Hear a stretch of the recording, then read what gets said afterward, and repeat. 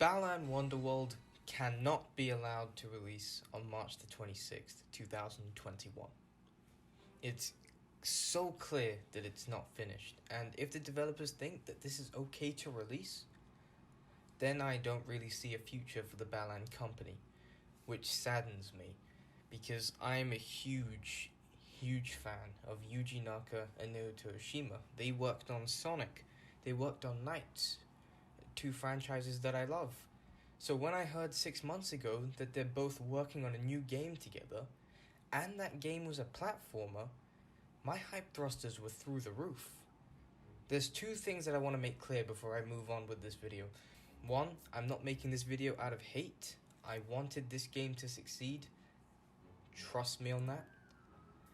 Two, this video is unscripted. I have a little page up that has a bunch of notes on it, but other than that, I'm going from memory, and I'm just spitballing here. So yes, this being unscripted does mean that, you might hear a bit more stuttering than usual. I'll try my best to avoid doing that. Now, the demo just came out recently, a few days ago, and I downloaded it, I played it, and I was thoroughly disappointed.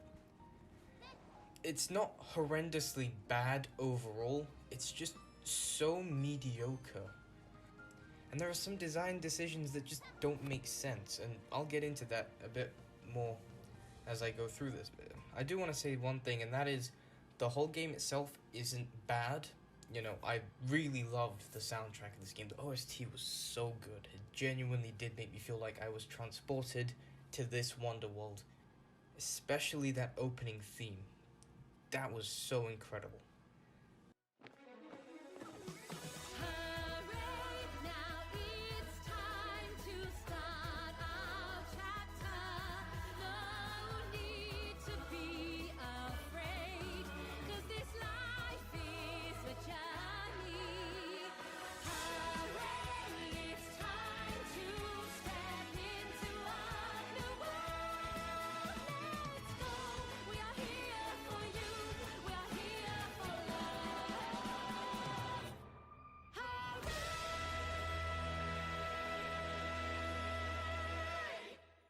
So pretty much the start of my experience with the demo, I really enjoyed, because I loved the opening theme, I loved the title screen, and I loved the opening pre-rendered CGI cutscene that played. And there's one thing that I liked more than those three things was the general design of the game. The character designs, the whole world, the theme, it all just blended together really nicely. And I enjoy what they were going for, the whole, being in a theatre thing, but having this world in a theatre represent people who live in this world and their emotions. Because I love how this game is tackling the themes of sadness and depression and overcoming them, striking a balance between them.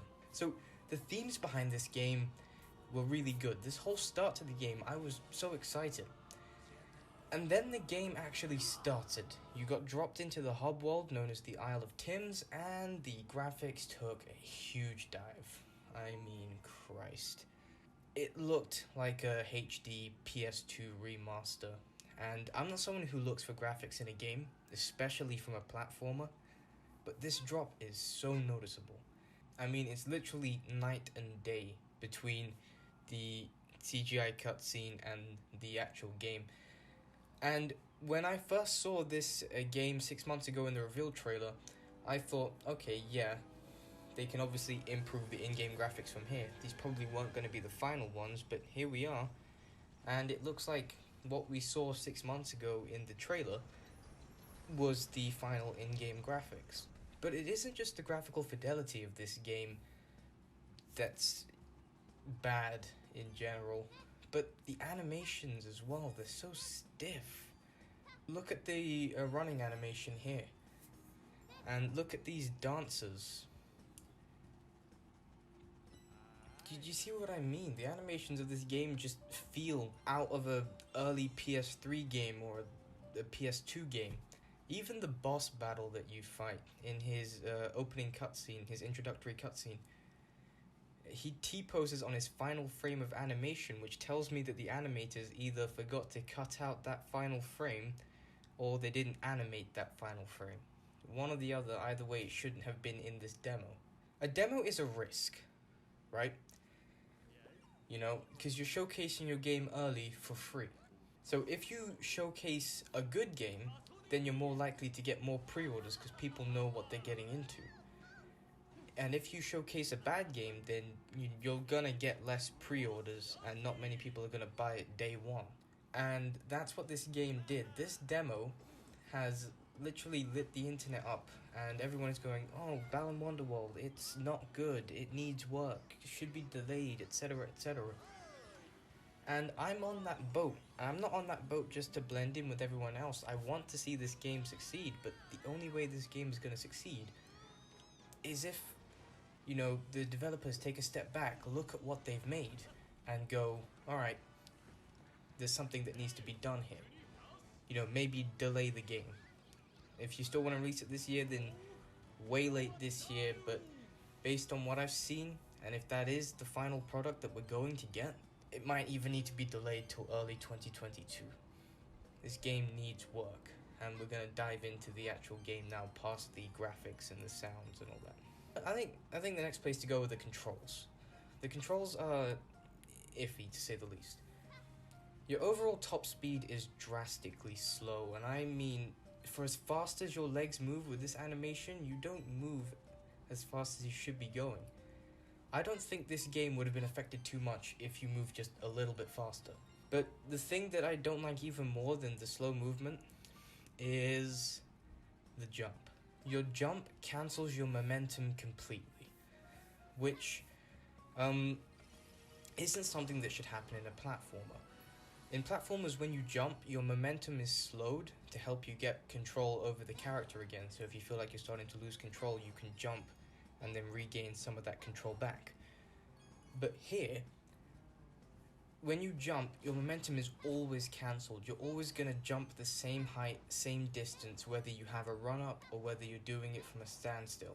A lot of the time, I wasn't sure if I was going to make jumps that I should be able to know that I'm going to make. And because of this, yes, the movement doesn't feel natural. And in a platformer especially, good controls are key. You know, in games, good controls are always a plus in games. You should always aim to have, you know, tight controls where the player always feel like you have control over the character. And there are games where, you know, control has slipped or isn't the main focus, like, say, Heavy Rain or something, those very story-focused games. But here, in this case, this is a platformer, and platformers they absolutely require good controls, because you need good controls to make these precise movements. And here, I couldn't make these precise movements because the controls were quite stiff overall. I think that's a good way of putting it. Your character feels stiff. So the game is split up into 12 different worlds. Well, the final game will be split into 12 different worlds, each world with 2 acts. In this demo, we get access to World 1, both acts, and World 4 and 6, each with only the first act available.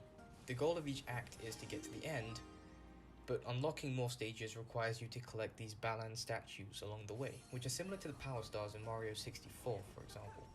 So after collecting enough of these statues, the next world will unlock, and a small cutscene will play with a train that floats in the air.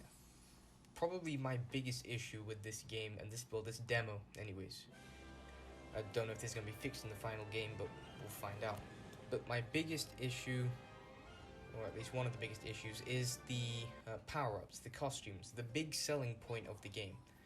Now, from the moment this game was announced, one of the big selling points was that they had over 80 different costumes. Now, the way this works is that each costume represents a different power-up. Depending on the costume you have, you'll have a different ability.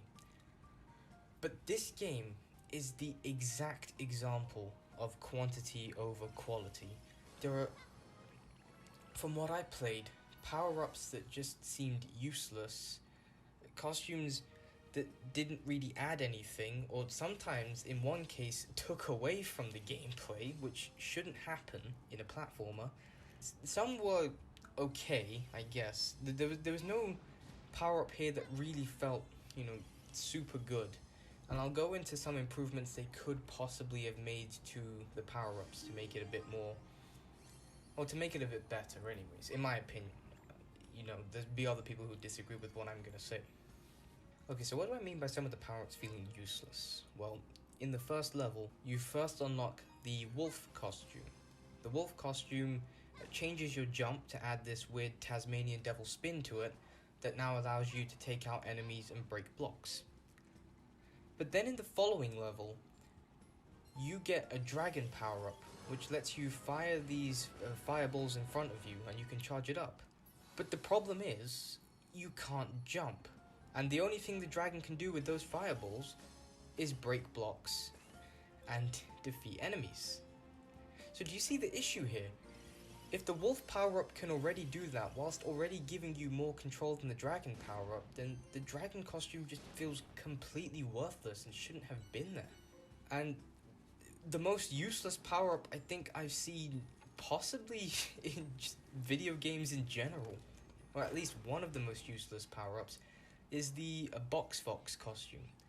The idea of the Box Fox is that you're a fox costume that can transform into a box. I know, crazy, right? But the issue here is that you don't have control over when you transform into that box. And this is an issue that shouldn't be in platformers, or if it is going to be in a platformer like this, it should only be in there for a short period of time, to just do like a little set piece or something. But taking control away from the player in a platformer is a horrible idea because you always want to feel like you're in control. Look here at the Box Fox. So what do I mean by you can't control your transformation? Well, the Box Fox just decides when it wants to transform into a box. The box carries momentum, meaning that if you activate it on an incline and there's nothing and there's no barrier or anything stopping you from rolling right over the edge, well, you can't transform back at will or transform into the box at will, so you're gonna fall out and die. And if you die, you just lose the costume that you're currently wearing. That's the punishment. The other function of the Box Fox, well, I mean, not the other function, but the other function of the box that you transform into is that you're completely invulnerable while in it. Again, cool idea and concept, if you're surrounded by enemies and you just need to quickly refocus, transform into a box and analyze your surroundings. But here, what happens? You don't get to control when you transform into the box. If you're surrounded by enemies, good luck. I literally found 0 uses for the Box Fox throughout this entire demo. And it's power-ups like this that just make me think, why? It feels like these are in here just for filler, just for padding, and it feels completely pointless. My other issue with the power-ups is how you get them. Okay, so the way it works is that each stage has 3 different power-ups that you can find in these little sort of rhombus-shaped locks. Yeah, we'll call it locks for now. And in order to unlock the power-up inside of it, you need to find a key. Now, the keys are universal. The keys can be used to unlock any of these. There's no specific keys for specific costumes, which is perfectly fine. But my issue is that there is no reason to have it locked behind a key, because the key is usually only a few feet away. It's not much of a challenge to the player to go, oh, you can't open this without a key, and then have the key a grand total of 2 feet away from the actual lock, making it completely worthless. And this wasn't in just the first level or the tutorial level or anything.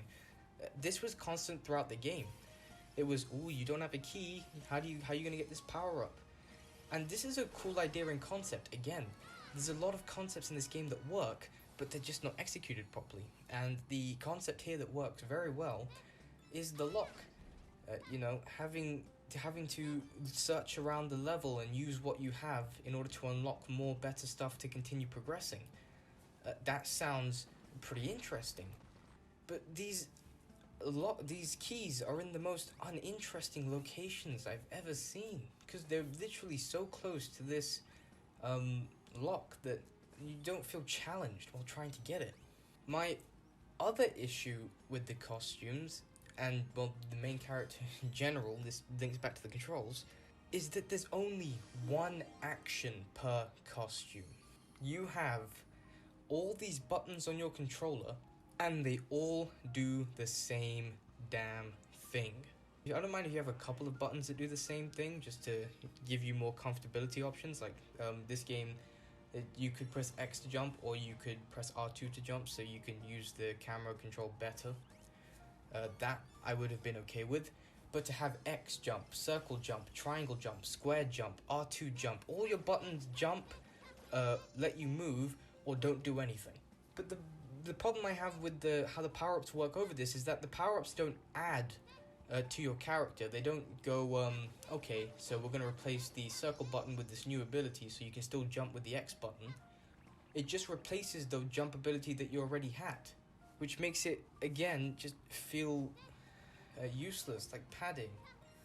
And that goes back to my argument of quantity over quality. Because they have this many costumes, they've shot themselves in the foot with how they can implement it while still making it easier to understand. I would have rather they'd gone for a smaller amount of costumes, maybe 20 or 30, maybe even less than that, maybe even only 5 or 10. But 5 or 10 costumes that were developed and that you could use in strategic ways. And if they wanted to stick with this whole 80 different costumes thing, I think there's a way that they could have implemented that a bit better.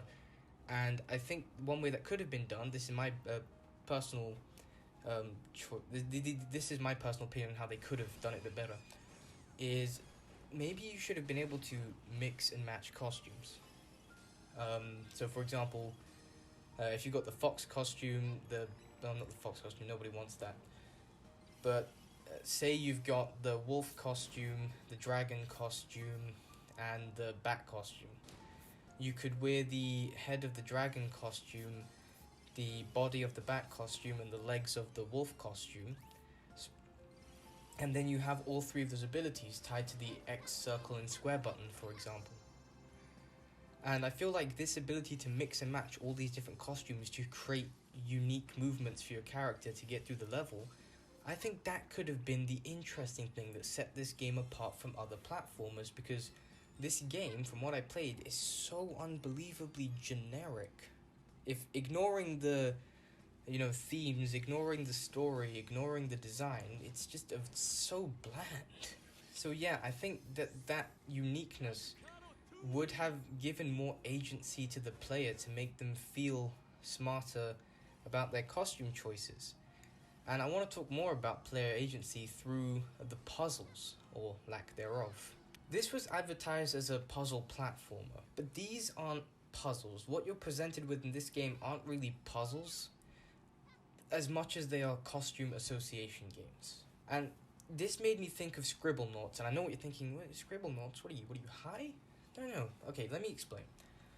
Scribblenauts is another sort of puzzle platformer game, where you could essentially write anything and it would appear in the game. But the issue with that is they can't create proper platforming challenges or anything, because it could be easily abused. If they have a set of platforms that you need to jump up, and then you just gave yourself an adjective that said super so you could start flying, and then that defeats the purpose of it. So they couldn't create anything. So a lot of the time while playing Scribblenauts, instead of it feeling like you got the choice on how to solve these puzzles, it felt more like you were railroaded and you were just playing a word association game, because you could try and do something outside of the box. Like, say you needed to glue two things together, but you wanted to use something unique to stick them together, but the game goes, maybe try glue, and then you type in glue and it works. And I know that you're thinking, well, why don't you just use glue anyways? But the fun of the games like Scribblenauts is how you can think outside the box, and I think that's where this game fails. The so-called puzzles in this game aren't puzzles. It's more return to this level with a costume from another level, and you get your statue. You don't have to do some sort of puzzle or anything. You don't have to, do some sort of platforming challenge. You just have to appear with the right costume and jump onto a platform that you couldn't get to before, and then congratulations, you've got your statue. Again, I want to link this to Mario 64, because whilst the developers think that, returning to the levels with other costumes adds to the replayability, I argue that, while it does add to the replayability, it kind of just makes it bland and boring. In, say, Mario 64, when you were to go collect all the different power stars, you could collect them in any order you wanted, and, well, I mean, you can collect the balance section in any order you want, it doesn't matter. But you didn't need a specific power-up to get most of them. There were a couple of them that you needed specific power-ups for, you need to do something specific for, but I'd say 80 to 85% of the stars in that game you could get however you wanted. You could be as inventive as you wanted. You could use all the different moves in Mario's arsenal that you wanted to use. And that made it feel like you had more agency and that you've completed this challenge and collected this star in unique ways, because there are so many different ways to get it. Here, collecting a Balan statue, you can't be unique about it. You can't use multiple different costumes for it. You always have to use the same thing. Again, taking away from that player agency. You don't feel smart. You feel like you've just done what the game's told you to do. It almost feels patronizing in a way. And the closest thing we got to a puzzle in this demo was the end of Act 2 of World 1, where you have to guide a rolling ball by moving around these sort of dark sludge pits, because the world was sort of revolving underneath you in that act. That was it. That's the closest we got to a puzzle. Everything else was just costume association. The combat itself is incredibly basic, which is fine. I don't mind combat isn't the main focus here. It obviously has to be platforming, but this boss battle that I was talking about earlier was just a joke. I get that it's the boss battle of the first world, but come on, 3 hits, that's it. And the attacks are so easy to avoid. It didn't feel like a boss, it just felt like another enemy, because there are some mini bosses that appear at the end of Act 1 that also require 3 hits to take out. And that detracted from the boss battle even more, because the boss battle took 3 hits, so it just made the boss battle feel like another enemy you're fighting. And something that annoyed me more, and I hope that they'll address in the final game, is just the lack of Balan. I know that sounds weird, but the character of Balan looks so interesting, and I want to know more about him. But throughout the entire game, outside of the opening cutscene and some cutscenes where he just makes some cameo appearances, he's relegated to these simple QuickTime events, and I mean simple. I got the excellent score every single time, including the first time that I played through it. You either tap A at the right time, or tap X at the right time, or you mash it, and that's it. It's just basically a cutscene, that's all it is. But I think that's gotta be one of my biggest problems with this game overall. This game is so incredibly simple. Like I said before, there's at times where it felt patronizing. And I get that, the older crowd isn't the target audience here. They obviously want to target a younger demographic. But that doesn't mean make it so easy it's bland. Because that's what this game felt like. It felt like it was so easy it's bland. I didn't have to engage my brain. I didn't have to be smart about any of the challenges. There were no puzzles for me to overcome. So I didn't feel that satisfaction that you feel when overcoming challenges associated with platforming games. And because I haven't talked about this yet, let me just quickly tack it on here. The hub world that you explore, the Isle of Tims, I haven't talked about Tims yet, but Tims are these weird creatures that follow you around, and you can feed them through these collectibles that you get. I don't know what they're called. I'm just going to call them crystals for now. So there are multiple different colored crystals you can get. From what I remember, there's blue, pink, red, yellow, and then there's a rainbow one. And from what I read from the Square Enix website, feeding different ones to your Tims, it makes them change their color and attribute. So red ones will attack enemies, while pink ones will pick up items for you and stuff like that. Which I think is a smart idea. I like that idea, but again, the way it was executed is wrong, because the way you feed them is you sort of scatter it in these specific fields, but it's not as though you can select which Tims eat that color and which Tims eat which Tims eat one color and which Tims eat the other color. They'll just eat You just have to throw it on the floor and hope that the one that you want to transform is the one that eats it. Otherwise, you've just wasted it, because I didn't see them grow at all by eating more.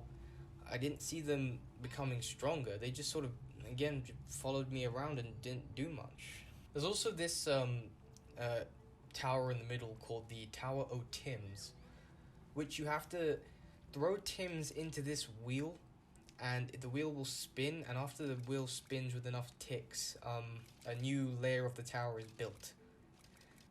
In this demo, you can't fully build the tower. I expected that. But what was the point of having that in this demo? Because you literally accomplished nothing by doing that. By building that tower, what you've effectively done is waste your time.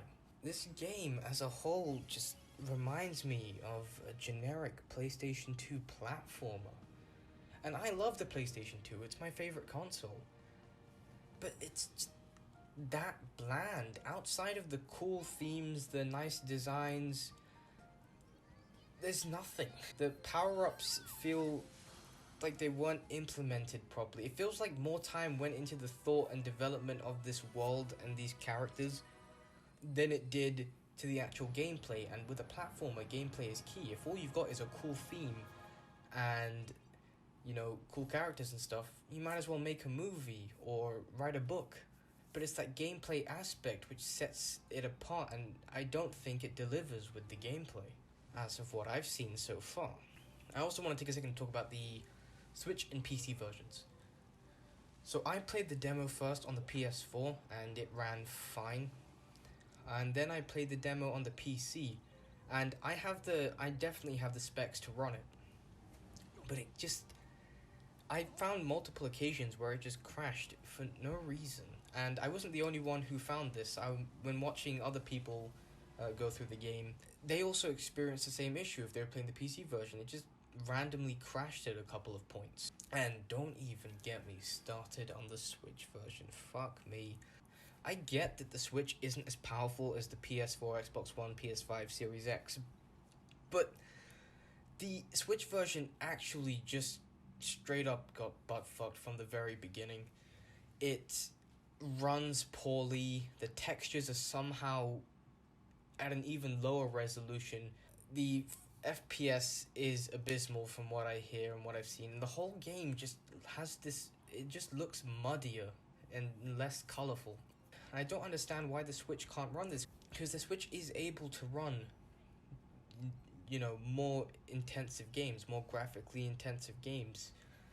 And we've seen it do that with stuff like Mario Odyssey and Breath of the Wild. So what's this game's excuse? And don't give me it's because it's a demo, because a demo should show what you're going to get with the final product, or something very close to the final product. And if this is very close to the final product, I don't know what's going to happen with it. One thing that I wanted to experience but wasn't able to, but I hope will be good, at least from what I've read on the website, it looks interestingly enough, is the co-op of the game. Yeah, the game has a co-op mode where you can have two players. One plays Leo Craig and the other one plays Emma Cole. And they've given an example of this on the website, and this example actually looks pretty interesting. So you're able to, in the co-op mode, carry the other player. So with one costume, if one player uses one costume, you can carry the other player so that they can take advantage of their costume from a different area that they can't originally reach. In this example, they've got some sort of floating cat power-up with Emma, and Emma uses the floating cat power-up to carry Leo towards these blocks so that Leo can break them. That is more of the puzzle thing I think that this game needed, more outside-of-the-box thinking.